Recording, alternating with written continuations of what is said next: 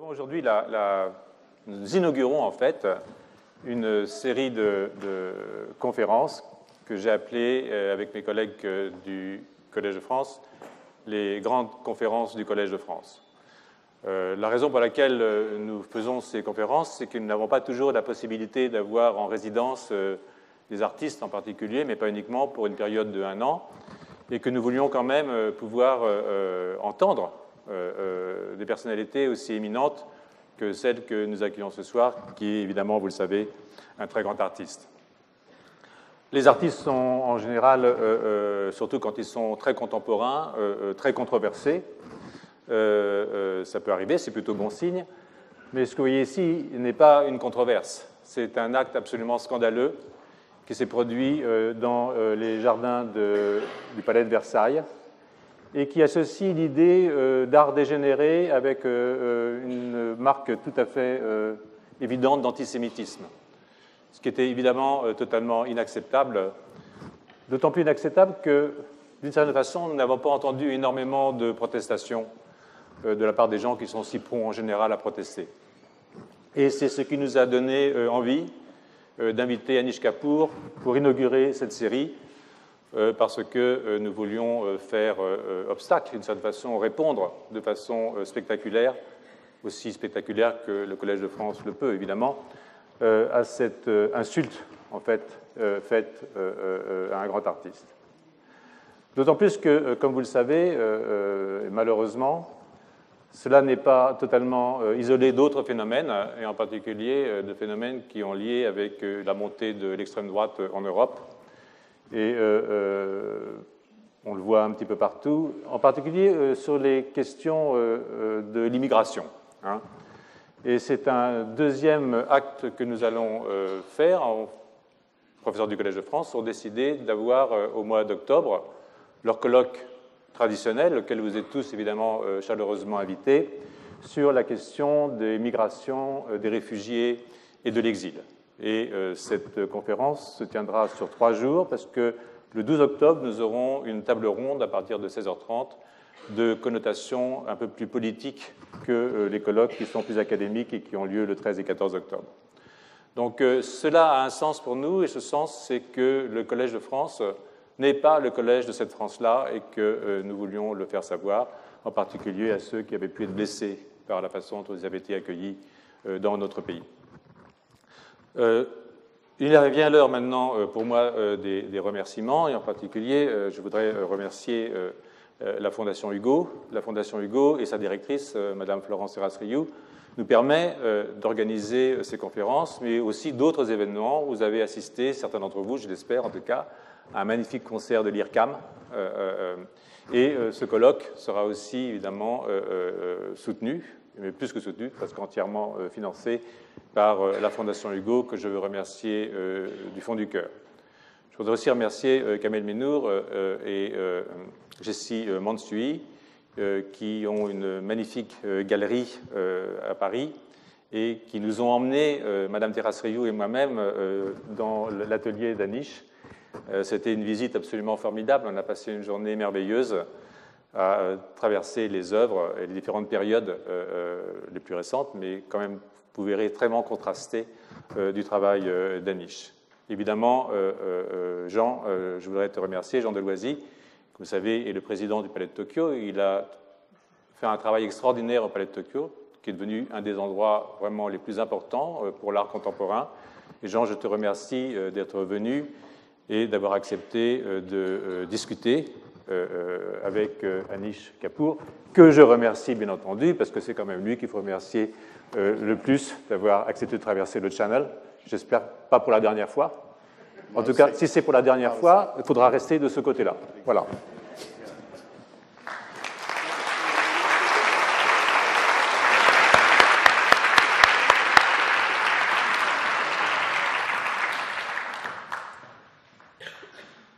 Merci, Alain. Forgive me, but I am going to speak in English. because what I want to get to is quite particular. First of all, can I say that my father was a refugee and my mother was a refugee? And I'm a kind of immigrant, even though I hate the idea of being an immigrant. But I think it's important to acknowledge that we're all in transit, that we're all on our way somewhere else. Belonging is a very weird idea, especially for an artist, and especially maybe for a Jewish artist. So, I don't often write a speech and read it, but I've written a speech and I'm going to read it. You asked me here to speak about art. I'm an artist and I can only speak as an artist. But I'm not an artist simply because I say I'm an artist. I'm an artist because I have a practice. I have often said that I have nothing to say as an artist. This is not a misleading statement. Having nothing to say is an ontological truth for an artist. Art, and this is one of my main questions, art seeks out meaning only if it is unavoidable. So we are not looking for meaning. It is when it is unavoidable. The work of the artist is to bring a thing or a situation to meaning if it must be. Meanings, I say, make themselves. An artist must trust her conviction that the work itself is enough.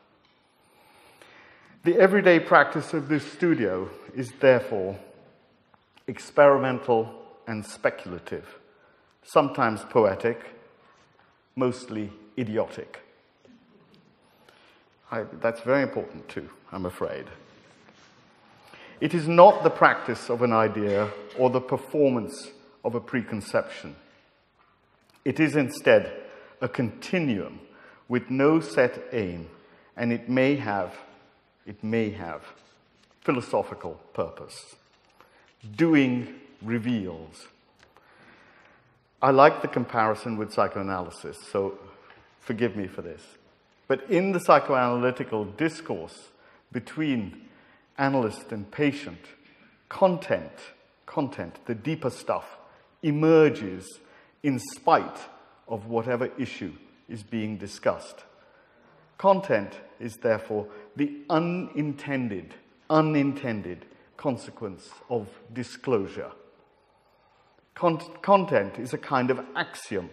It holds true, although the circumstances around it change. When it is seen, it is seized and held on to tightly. This is real alchemical gold. So I'm saying that content matters that much. Content is therefore the unintended consequence of action. It is revealed and acted, not thought. This doesn't matter. The studio belies a secret, a sort of abjection, an undeclared need to reveal all that is untidy. It is my purpose to push the unresolved, the untidy, the uncertain in this place, to see the body shriveled up in all its naked, vomiting nastiness, somehow emerge out of the imposed order of life. My greatest difficulty, and this is true, is the de-schooling of myself, to unlearn what I know. The question then, I think that is essential, because artists who know stuff, who cares? I don't care in any case. I want to be somewhere and do something I don't know. And you don't know either, which is even better. So, my greatest difficulty is the de-schooling of myself, to unlearn what I know. The question then is how to approach this without illustrating any problem. Because, as we know, of course, there is no problem, just the body, and the body's sense that it is so easily lost in the terrifying ordinariness of the everyday. Beauty, and we have to engage beauty, beauty emerges not because we want it, but only if it is inevitable, in spite of our wishes or desires. Our work, therefore, is to recognize its presence. The artist has not to make works in a more or less interesting way. He must instead unearth the uncanny and extricate what he has hidden from himself. This is a fight between rationality and the unexpected. This is a war with ghosts in a dark cave, in which what I know counts for little, and what I ask of myself is to be open to the fear that I have nothing, that there is nothing, and then, at that very same moment, all those terrible secrets push out uninvited. Excuse me.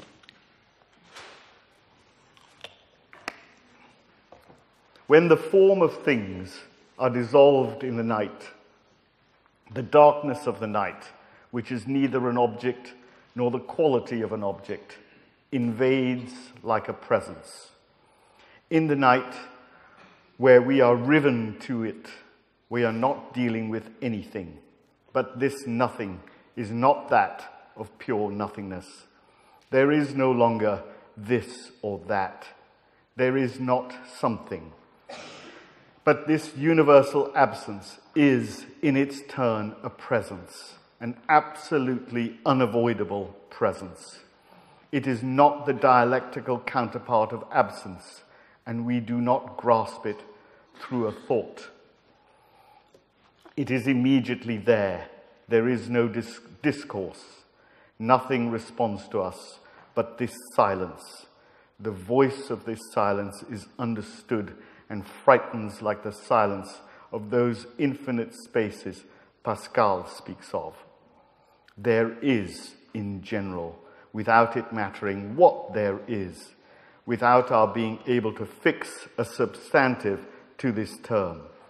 There is an impersonal form, like it rains or it is warm, like today. Its anonymity is essential. This paragraph from Levinas, some of you might have recognized, a very well-known paragraph, describes the quality of an object. It tells us that objects live liminally in states of the in-between, hovering angelically between the physical and the no thing. But even this nothing, he says, is not that of pure nothingness. This nothing invades like a presence, he says, an absolutely unavoidable presence. It is immediately there, fully present, self-manifest, monadic. Like the thusness of Vedic thought. I'm Indian. And I think what he's doing is describing the condition, the essential condition of sculpture. This is this weird thing that an object has to become in order to be so-called sculpture. So I think he's describing it in the profoundest way. There is, he says, as if describing a condition of the dark, looming object, an object that has immense weight, form, and power. It is an object that has impersonal form and is immediately and fully present. Yet, of course, it is dark, and its presence is uncertain. This condition of the liminal, uncertain object has emerged in my practice over many years, and I have returned to it repeatedly. I'm going to show you an image. Yes. So, an image of a work called Ascension. Ascension is an object made from smoke. By spinning the air in the room, the smoke forms a column which hovers between the quality of an object and that of a non-object.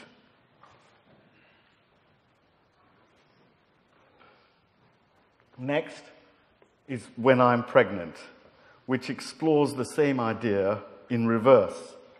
You can hardly see it, but that's the point.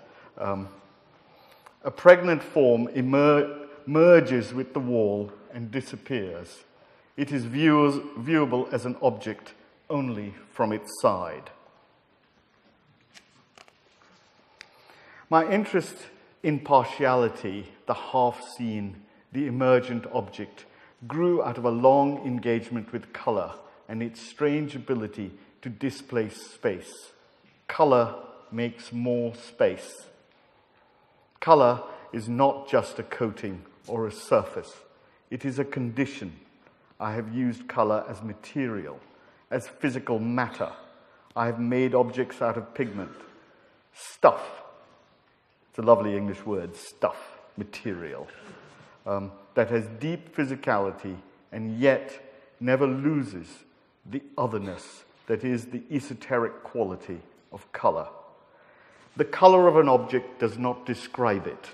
It shifts object reality and throws into question the very thingness of a thing. That's a theme, of course, that I return to again and again. Here next, an image of Montagna's descent into Limbo.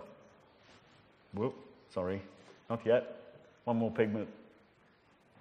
Now, Montagna's descent into Limbo. Christ stands with his back to us at the edge of the void. He is the hero, armed with faith, which he holds in his left hand in the form of a staff or stick. Faith, it seems, and I use that word particularly because I mean faith. Faith, it seems, allows our hero to descend into limbo, to go to the in-between. This is a turning to inner darkness, a reversal of the Platonic urge to light.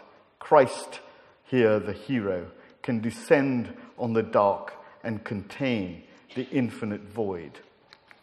Over the years, my practice has led me to try to understand this condition of matter. In 1987, I made a work called Adam, which is a stone hollowed out and painted dark blue on the inside. Blue fills the space. The inside is bigger. This quality of a bigger inside seems to contradict what we know about objects. How can the inside be bigger than the container that contains it? In 1992, I made a work called Descent into Limbo. It is a room with a floor, with a void in the floor. The void is about 2 meters in diameter and is as deep as your imagination. This is not a hole, but a space full of darkness. It is dangerous, and fear plays a role. The sublime is not an aesthetic proposition. It is actual. It is real. Here you stand on the edge of no space or all space. What I seem to have found is another condition of an object that is liminal, full and empty, present and absent. I cannot help but conclude at this point that this condition of the object is also the condition of our bodies. Interior, dark, bigger inside.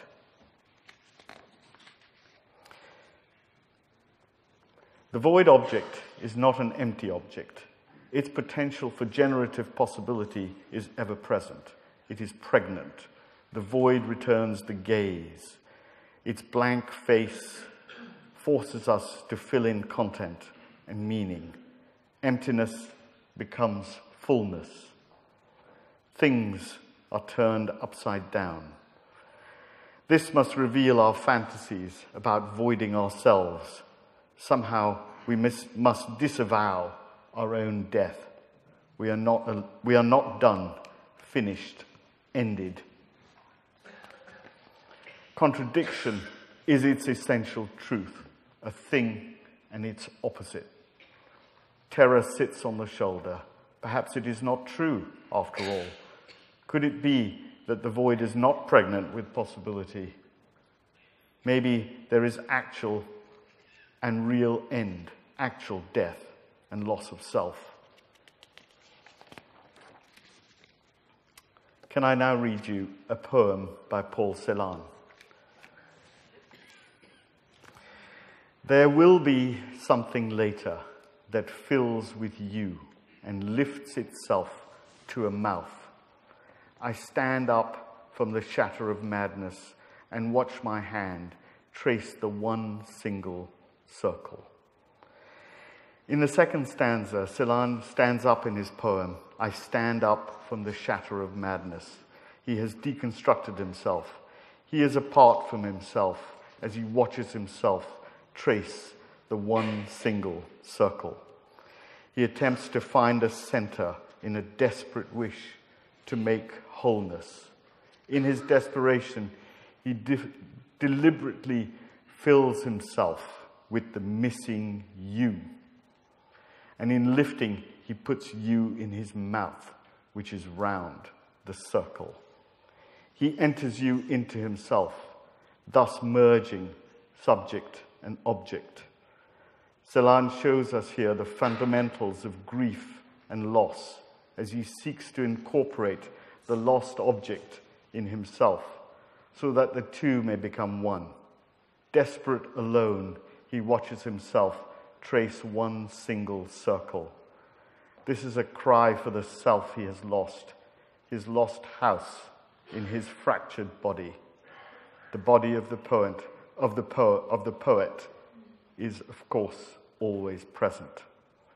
This is a poem sculpture, drawing a circle around itself as it lifts and puts you inside.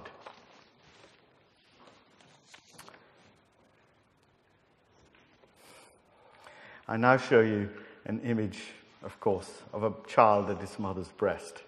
Imagine this wonderful moment. Some of us were there, but still, imagine this wonderful moment. The child lost in dreaming with a large, soft object in its mouth. Where is mother? Where is child? Which body is which? Eyes lost in a daze, the round, full form out of focus, deep contentment. Inside and outside merged, one form, one body, indistinguishable. This out of focus, indeterminate, in the mouth, is a condition of objects that envelop us. This moment is a return to origin before differentiation. And if I am to follow Melanie Klein, before the formation of the symbolic. Permit me to put my Leviathan at the Grand Palais in this context. But you see the connection I'm making in the merging of inside and outside. The proto-state, before beginning, before definition. In art, as I have said, narrative arises through process. The object does not need to say anything. Perhaps it is possible for art to touch upon a state of matter which is itself pre-symbolic, which is before the object, before words. We know this state, and yet we cannot fully hold it or name it.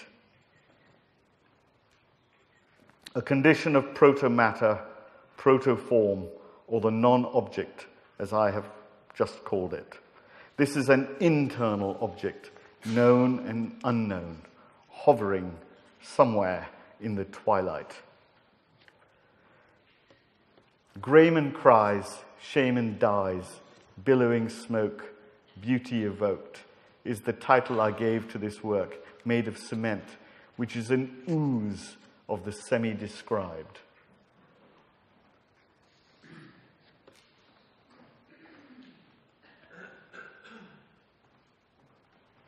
Oh, okay, and now I want to bring here Lacha Gauri, who's an Indian goddess. She is a goddess giving birth to herself, involuting herself, returning herself to apokatastasis, meaning the ultimate restoration of all things to an original or proto-state.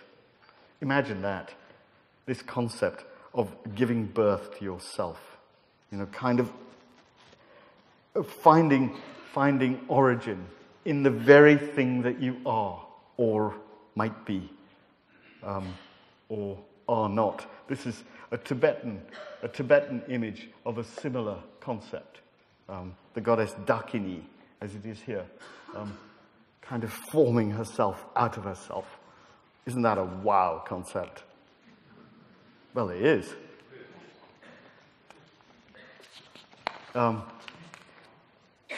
Okay, now something completely different. In 1915, when Malevich painted the Black Square, he could not have known what he was doing. Don't let any art historian ever tell you otherwise. He did not know what he was doing. This leap to the non-image, the non-form, must have come as a shock. The voided object appeared as a shadow of art, a melancholic memory of lost objects. Please, a melancholic memory of lost objects. I'm saying this is a shadow, not just a painting. And I think that's terribly important. Now you'll forgive me that as I contemplated in 2015 the invitation to show my work at Versailles, I had in mind Lenoir's ordered world in which geometric perfection has banished nature and made it into a shadow, melancholic in its domineering urge to order and perfection. Forgive me. I do actually think that Lenoir's one of the greatest, but I think it also has this shadow quality. Dirty Corner was always to be an interruption of order. The upturned earth, great boulders, colour, intruding upon the Sun King's distilled and ordered world. To deal with Lenoir, I had to find the underbelly of his grand scheme and engage scale, the sculptor's most mysterious and challenging poetic concept. The best way, I felt, in fact I'm going to go back one, the best way was to bring darkness to the tapis vert.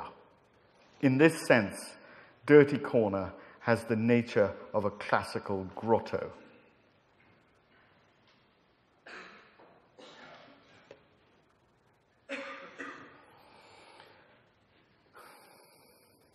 Sorry, where am I? Yes.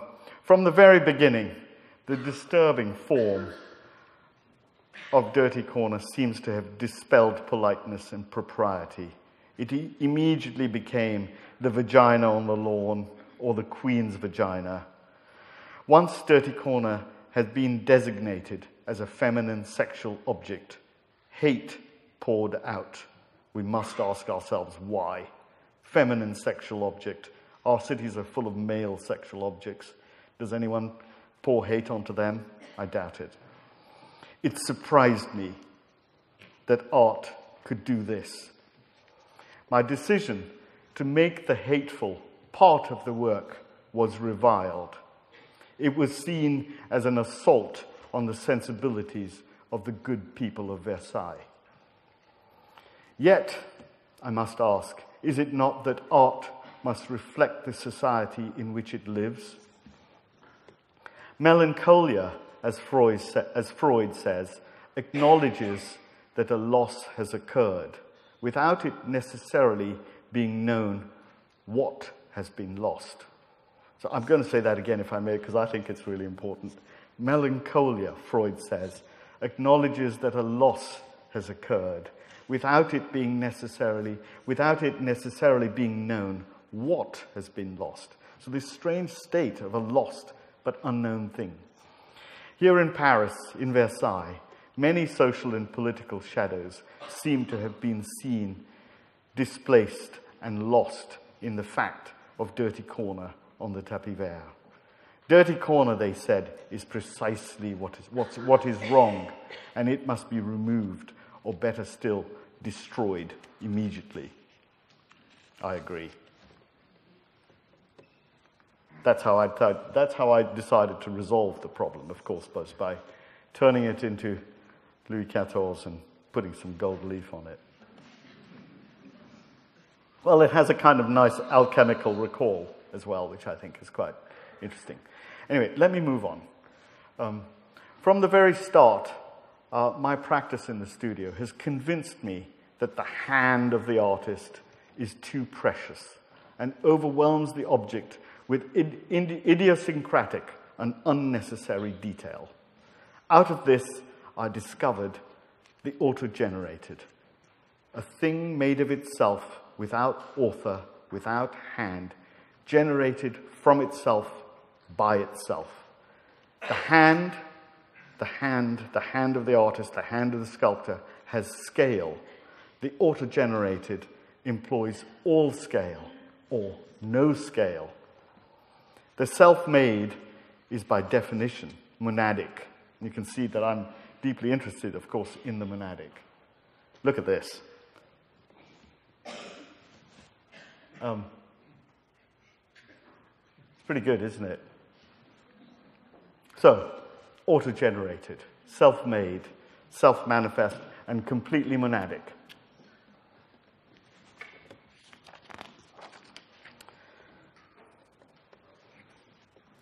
Swayam, this is a work meaning self-manifest in Sanskrit, is a block of wax mounted on rails. It slowly moves through the space, forming itself. Process gives rise to the object. It makes itself. This fiction of the self-made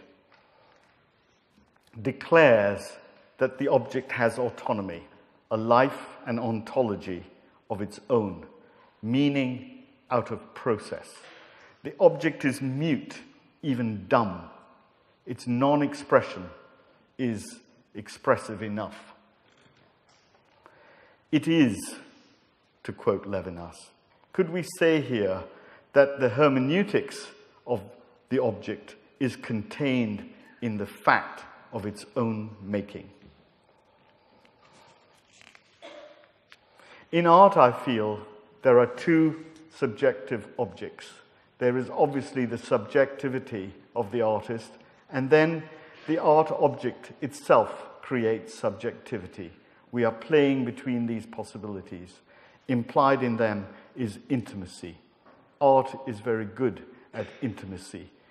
Good at saying, come here, come and be part of this. Intimacy sits cozily with both fear and beauty.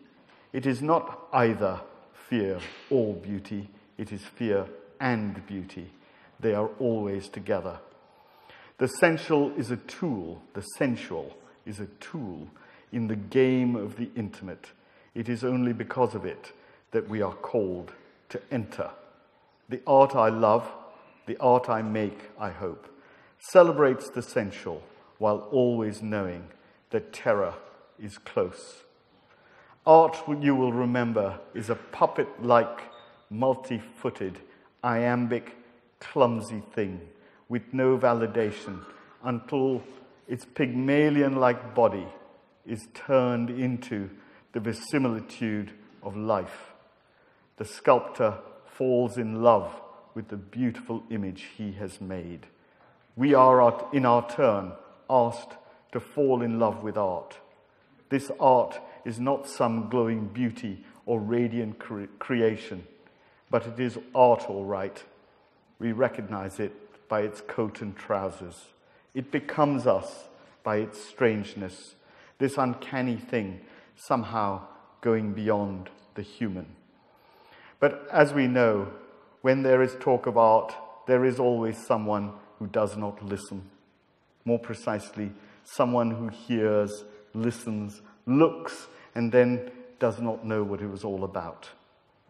All artists are clear that they themselves are their own audience.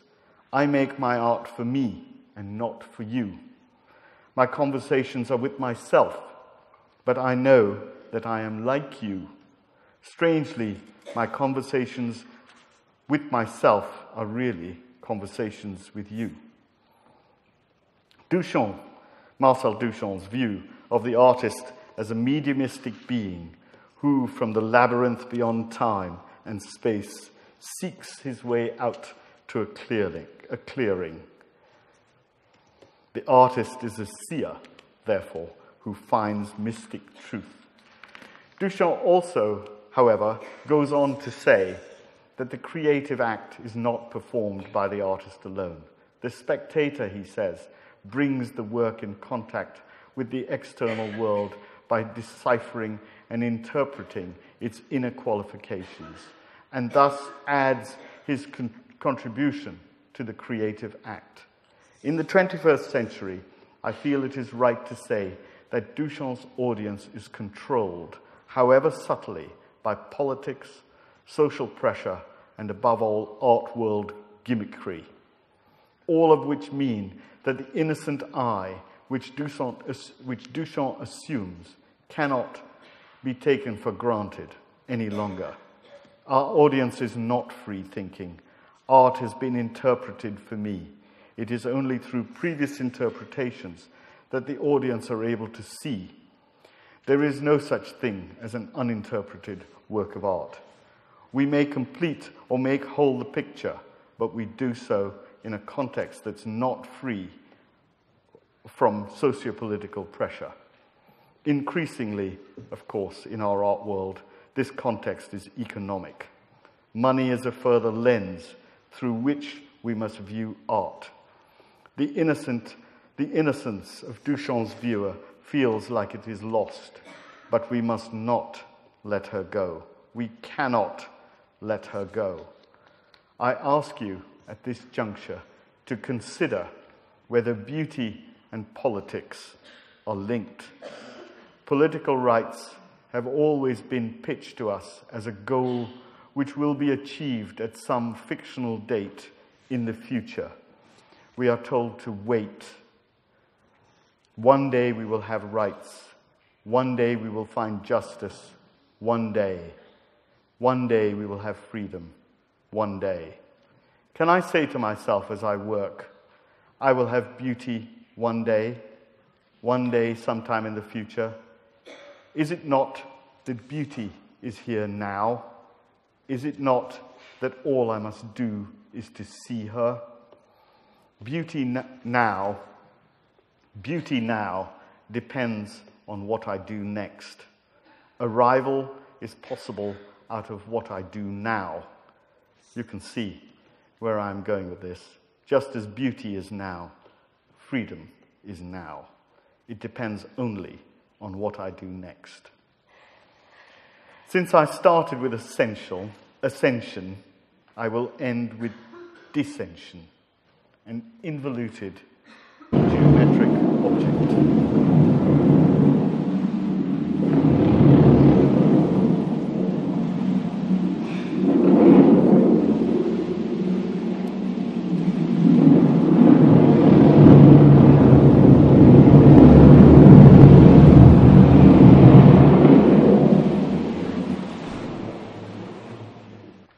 Thank you.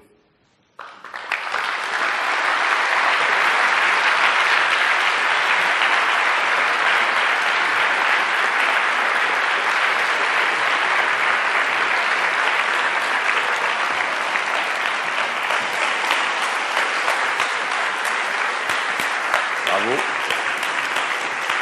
Bravo Anish. C'était passionnant. Thank you. Thank you, Jean.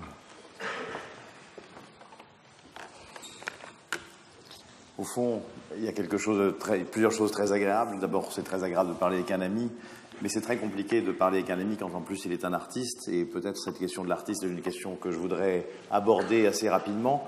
Auparavant, je voudrais dire que un des domaines vers lequel tu nous as apporté immédiatement dans ce propos très, très profond et très beau et très philosophique, c'est que tu as montré très clairement que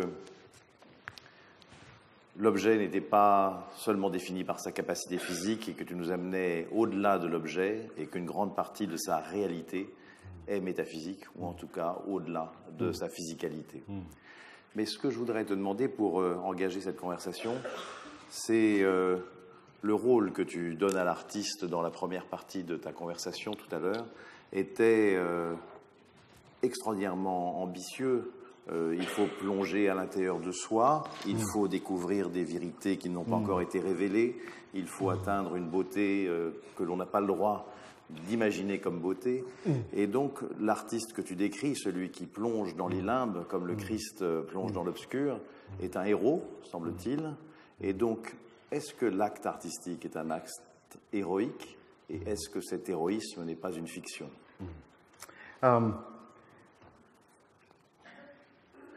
It's all a fiction. It's a complete fiction. I mean, I think there is a kind of classical idea which must lie at the heart of this, which is that the artist is really a fool. And that if he wasn't a fool, he or she wasn't a fool, then we would be lost. And it is not, as I tried to say quite clearly, it is not out of what I know. It is out of what I don't know, or foolishly think I might know, or half know, or and I think there's something there. That's why I place some emphasis on the idea of de-schooling. I mean, who cares what I know? You know, artists are not particularly special. I mean, I think that is. But this thing about being able to go to a place where you can truly not know, that's a very strange process. And it does, you know, we've just taken a little walk in some of the laboratories here, and one of the questions that's always there is, to what extent are we acting out what we know how to act out, and to what extent do we allow ourselves to uncover something that isn't? I'll give you a concrete example. I made a work some years ago called Shooting into the Corner, which was in the show in Versailles. When I first thought of this idea, I had to do a show in a space. Peut-être tu le décris. Décris-le, peut-être. Ou tu veux que je le décrive, l'œuvre Shooting into the Corner? Oh yeah, okay, go on, describe it. Donc, parce que c'est important que vous voyez de quoi nous parlons. Et donc nous parlons d'une sculpture qui a une forme de canon et qui est accompagnée par des obus remplis de graisse et de cire mélangée, rouge. Et de façon extrêmement rituelle, un personnage vient à des périodes régulières et shoot, donc fait tirer ce canon qui tire cette couleur dans l'obscurité, dans un angle plutôt, et qui peu à peu crée à la fois une grotte et une obscurité qui progresse. So, I was saying that I was invited to make an exhibition in MAC, Vienna. Now, you know, Vienna's, at least in contemporary art terms, famous for the Viennese actionism. These guys who made art with their bodies, with blood. You know, Hermann Nietzsche and Günter Bruce and, you know, Schwarzkogler, some great artists, I think. But I wondered, in some foolish way, I'll take them on. I said to myself, I'll take them on. I'm going to make a cannon and shoot into the corner. I mean, at one level, a stupid idea. So then the problem really is, how do you take a stupid idea seriously? And what does it mean? Okay, so I'll make a cannon. So I do some research, I figure out how to do it, and make a cannon. And then we go through the process. And then I realized, God, what I've done is not as stupid as I thought it was. This is a kind of, again, a Duchampian psychodrama. You know, think of the large glass. You know, male and female. This phallic object shooting into the corner. The corner's a kind of symbol, if you like, of civilization, of femininity, of all sorts of things. Suddenly, the whole thing opens up. I couldn't have thought it. It arrived. So perhaps one way to answer your question, and I will shut up after this, is to say that the work doesn't stop with the making of the thing. and it's the mythologizing of the thing. So perhaps it's true to say that artists don't make objects. We are in pursuit of mythology, and you can understand that in the broadest terms. Si vous êtes à la poursuite d'une mythologie de l'objet, si vous avez le courage de commencer un projet sans être certain de la signification qu'il va avoir quand vous l'aurez terminé, cela veut dire probablement que dans le fait d'être artiste, de votre part, il y a une croyance. Vous croyez qu'un artiste peut atteindre une signification mythologique ou mythique particulière. Est-ce que la croyance est le mot juste?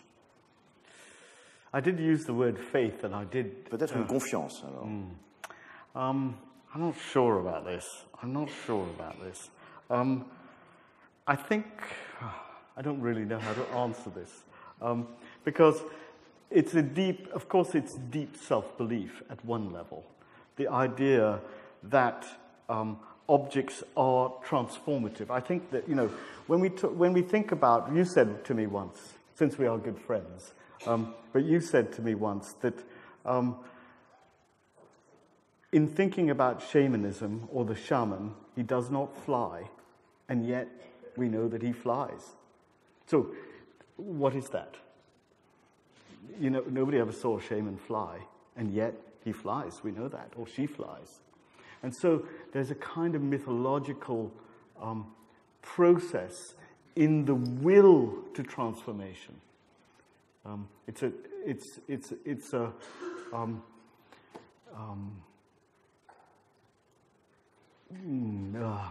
hard to speak about these things, but I think that thing about the fact that the object is not enough, that the object is always a prompt to other possibilities. I mean, I would say that even money, vulgar as it is mythological especially when it comes to art. So that when you go and look at a Picasso that's worth 36 billion or whatever the number is, part of what you look at is the mythology of money.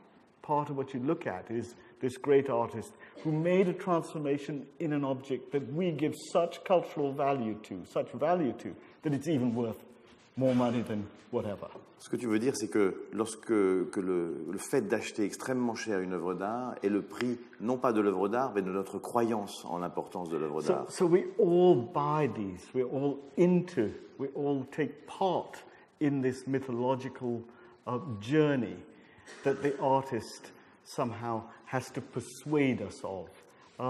It takes, for sure, more than one lifetime to be an artist. I saw Daniel here somewhere. There he is. This man has done an incredible amount of work to bring to us Yves Klein. Yves Klein's a great artist, but this guy, forgive me, Danielle, has done a lot to bring that thing, to say that this is not, okay, enough, Daniel, okay, enough.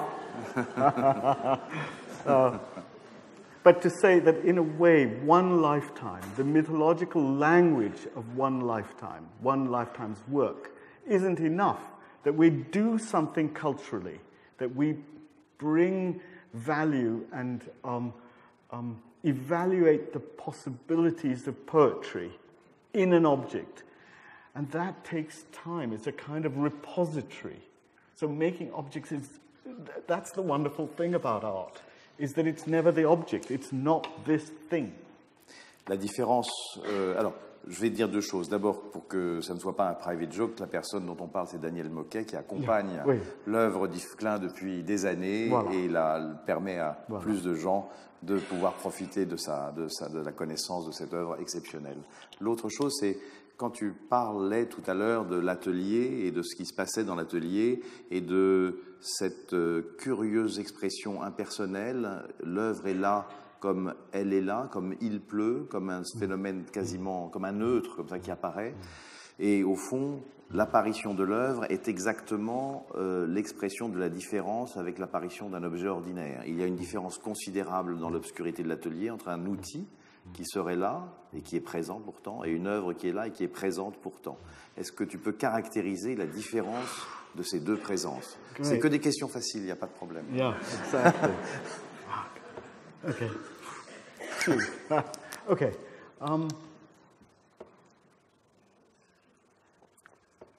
So, okay, you're going to have to repeat this, some of this. Go on, one more time.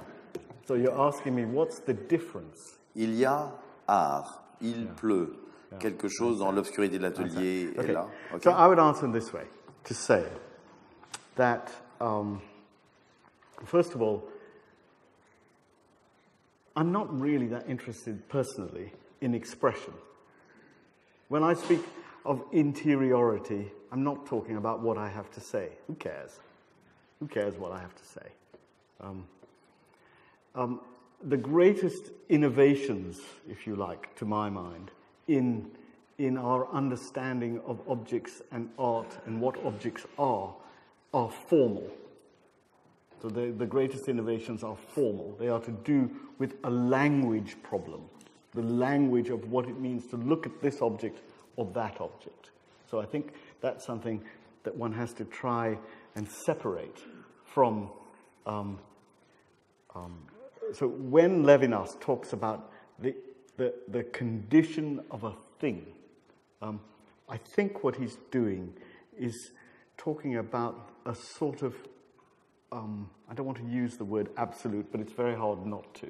He's talking about that's why I use the word monad. He's talking about a condition of things that almost separates itself. And that's something which one can't do with many things. How many things, I ask you, or do you know, have you lived with, are you with even imaginary things that you still don't understand? I mean, I would say there are very, very few, even art objects, there are very few that hold that profound mystery. One of them is Duchamp's large glass. The other one might be Duchamp's urinal. I suspect that these are works that have this kind of ambiguous in-betweenness that's confounding. You can look at them and look at them and look at them, look at pictures of them, look at them again. What is it? Isn't that wonderful? And there aren't many. There really aren't many.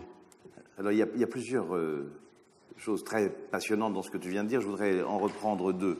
La première partie de ton propos évoquait la question de la forme. Et tu disais, au fond, il n'y a pas d'autre chose importante que l'invention de la forme. Et s'il y a encore de l'art contemporain, et s'il y a encore de l'art d'aujourd'hui, c'est parce qu'il y a encore des personnes qui inventent des formes mystérieuses. Cela répond à un débat qu'on a aujourd'hui entre nous dans la communauté artistique, c'est y a-t-il encore art contemporain comme genre contemporain, ou est-ce qu'il y a seulement un art involutif d'exploration de soi, d'exploration de l'intériorité de l'humain, et qui n'aurait pas besoin d'autres formes? La réponse d'Anish est clairement, il n'y a pas d'art nouveau s'il n'y a pas d'invention de langage. Je crois que c'est ça que tu dis. Yeah, I think to make new art, you have to make new space. Voilà, yeah. Alors... Clear. Make new art, make new space. La deuxième and that, I think, is very, very, very, very, very important thing about, new space. That's to make new poetry, you have to make new space. It's a different kind of sense. It's a complete shift. It's not saying it's a kind of continuum. If I were to sit here and tell you about my psychobiography, and my mother did this, and my father did this, and I felt, oh God, how boring. Who wants to know? Why would you want to know? Unless it leads to other kinds of, and I call them formal propositions that say, there's a way of looking at something or thinking about something that could not have occurred other than through the singularity of this interiority. Sorry, I've interrupted you. Please go on. Go on. Tu es presque là pour ça. L'autre aspect de la première réponse que tu faisais, mais déjà tu nous emmènes sur d'autres sujets sur lesquels je reviendrai, c'est qu'est-ce que c'est qu'un nouvel espace, évidemment. Mais l'autre aspect que tu évoques... Just keep it simple, will you? Non. mais l'autre aspect sur lequel tu nous attirais tout à l'heure, c'était en parlant d'objets que l'on ne que l'on n'en finissait pas de comprendre d'une certaine façon, et tu installais l'œuvre d'art dans cette catégorie d'objets en parlant de la fontaine de Marcel Duchamp, par exemple. Et au fond, la première question que la plupart des personnes qui te rencontrent et qui ne sont pas si familières de l'art que nous pouvons l'être, c'est qu'est-ce que ça veut dire? Quelle est la signification? Et au fond, à quel moment se construit la signification de l'œuvre d'art et quel est le rôle de l'artiste par rapport à la signification de l'œuvre d'art? Est-ce que la signification de l'œuvre d'art te concerne? I think one of the most important questions, if I've understood you correctly, is, if I've understood what I think you're trying to say, Jean, is this very weird, kind of funny question, is it art? Why is that art? It's not art. I don't think it's art. What does it mean? What does it mean? I like those questions because they are questions about our cultural value. They give us reason to ask what is the limit? You know, when does this object become not as described? And artists claim for themselves this mythological power, this shamanistic power to say, that's a work. I touch it, I don't do anything. That's a work. What's happening? And isn't that just magical? What's happening? Why? And I think we culturally, of course, give artists the power to perform these transformative acts. They're deeply poetic, deeply mysterious, completely stupid. And they live in this liminal space between the idiotic and the meaningful. From one to the other, they jump. I once lived with a Donald Judd progression in my house for a short time. And it kept doing that. At one level, it would be banal. Oh, is that all Judd's about? And in other moments, it would be deeply profound. And it had to do with the light or my mood or something. But this coming in and out of meaning, it's a very interesting process. Between the state of meaning and unmeaning, between the state of presence and non-presence, there is a kind of intermediary in which you are very interested, which is shadow, probably. What means the shadow of the object? Well, yes, I've tried to put it, of course, in terms of Freud, to say that the shadow, of course, is the lost object. One of the amazing things about seeing is that you may see, but you can never hold. The eyes can't. So there's always a kind of, in the act of seeing, and this is, of course, classic Merleau-Ponty and so on, but in the act of seeing, there is a kind of manqué. It's gone. You can't hold it. You can never possess it. So melancholia is part of the act of looking. And objects inevitably create anxiety. The anxiety of possession, of beauty, of hate, of dislike, of all that. All those anxieties. This is our anxiety. Our anxiety, but also the one that comes from the object. The object has also his own anxiety, Exactly. probably. This is why I tried to talk earlier about two subjectivities.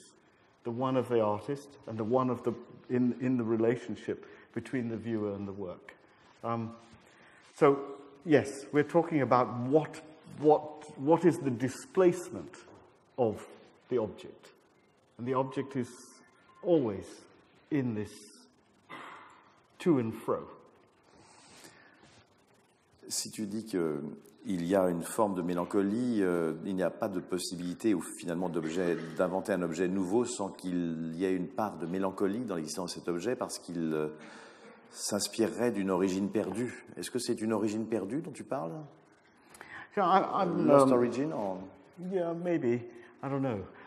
I've always been interested in the involuted object, in the object that turns itself into itself.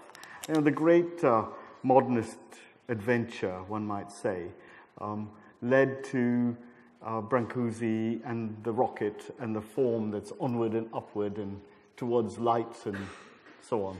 I think there's something about our time.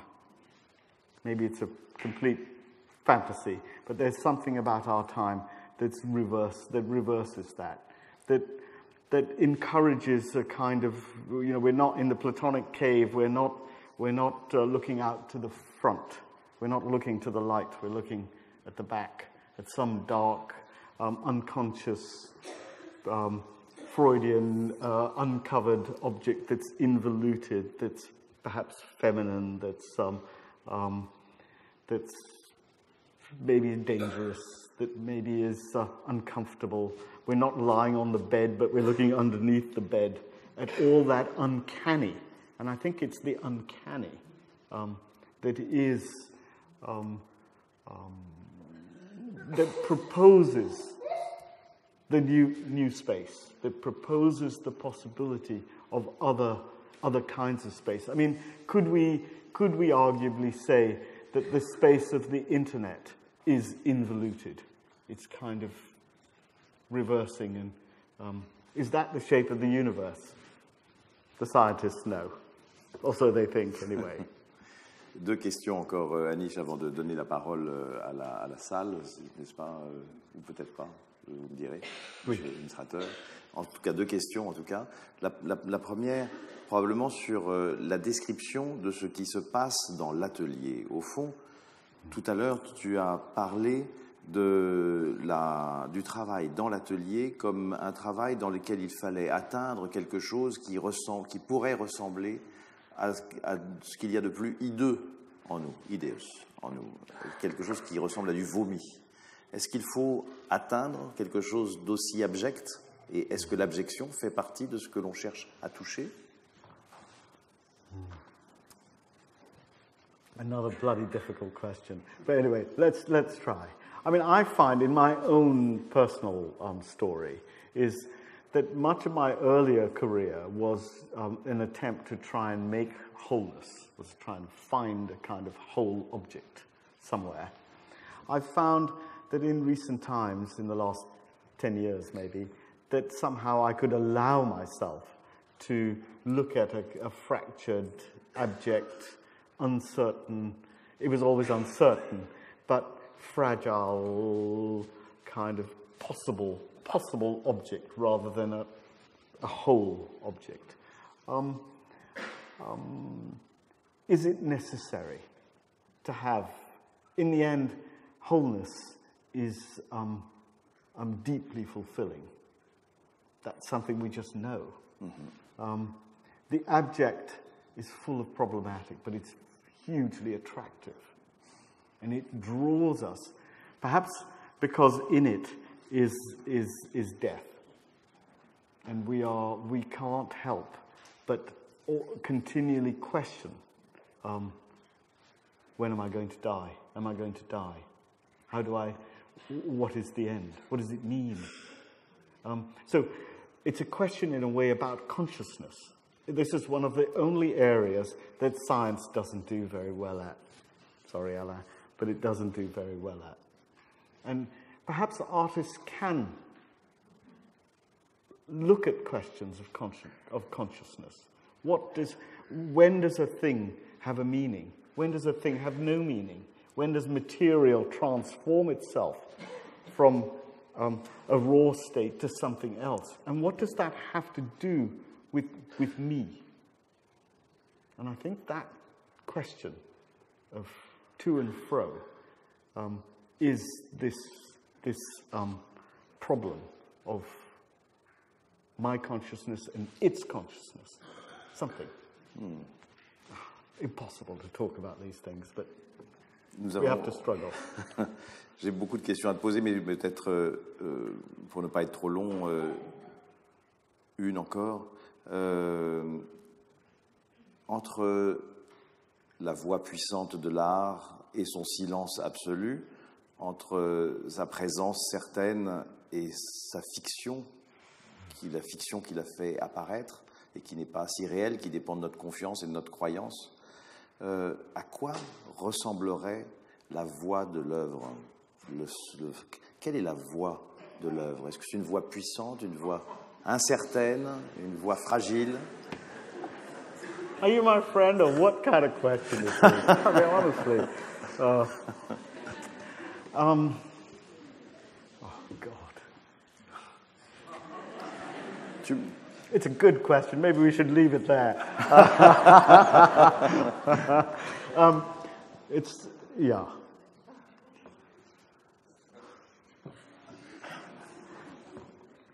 Tu le sais. I think to do this job, to be an artist, one has to have a strange combination of fragility and great certainty, and they kind of like that. You know, it's like certainty and fear, but it's fragility. It's not. It's fragility. This sense of I don't know. I don't know. Est-ce que vous pouvez dire c'est une voix incertaine? Yeah, but I think in I don't know is a kind of curious willingness to look for, to find, to be with silence, to be with, go to the studio, I don't know. Does it matter if I know? Does it matter? Is that better than that? It doesn't matter.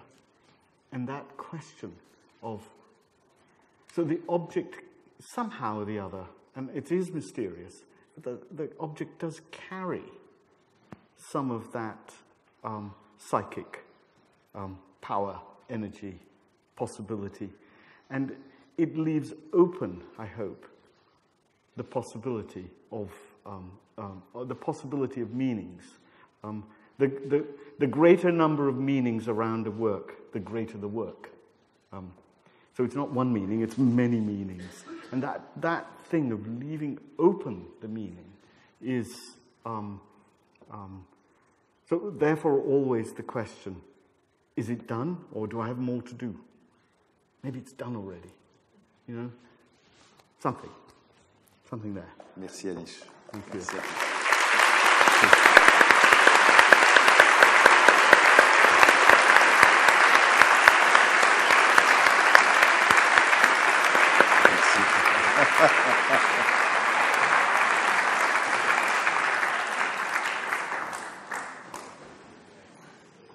Je pense qu'il nous reste probablement à remercier Jean de Loisy et Anish Kapoor d'avoir fait ce dialogue qui parfois est un peu un dialogue de sourds.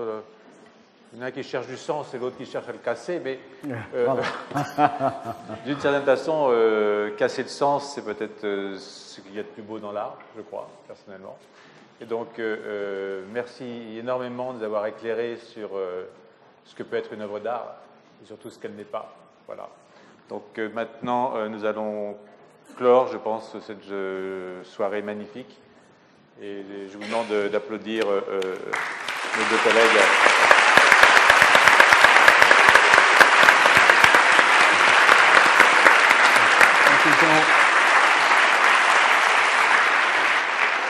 Merci à vous.